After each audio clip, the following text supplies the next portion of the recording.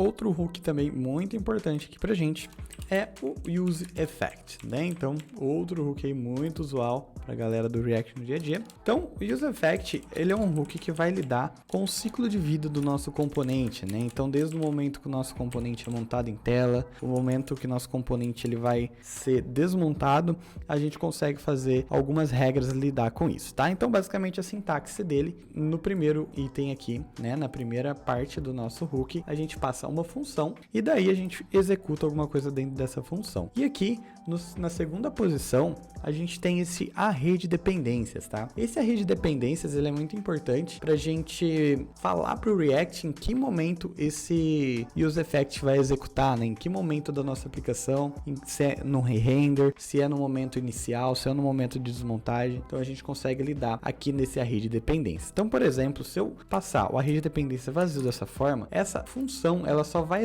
ser executada quando esse componente for montado em tela. Por exemplo, se eu colocar aqui, ó, um setName com o valor inicial, olha só, ele alterou aqui o meu valor do meu estado, do useState. Então, basicamente, agora, ele simplesmente montou o componente em tela e executou essa função apenas uma vez. Então, agora, se eu fazer aqui qualquer alteração, olha só, ele não vai executar novamente. A gente está fazendo uma alteração no estado ali, esse componente está sendo re-renderizado, né? Porém, o nosso useEffect executou uma vez só. Mas aí, se eu colocar aqui, por exemplo, no meu name, esse array de dependência, na array de dependência do meu name, toda vez que o meu name alterar o valor, ele vai ali e vai alterar. Então, olha só, eu não consigo mais alterar. Por quê? Toda vez que eu altero esse input aqui, esse estado, ele vai falar, ó, o name alterou, eu quero que execute esse useEffect de novo. Ele vai lá e vai sobrescrever o meu valor do meu hook aqui para valor inicial. Isso aqui é bem importante a gente saber como funciona, tá? Então, é bem legal, né? Então, se eu remover aqui mais uma vez, ele vai executar somente na hora que iniciar. Então, também tem outro ponto aqui, se eu fazer um return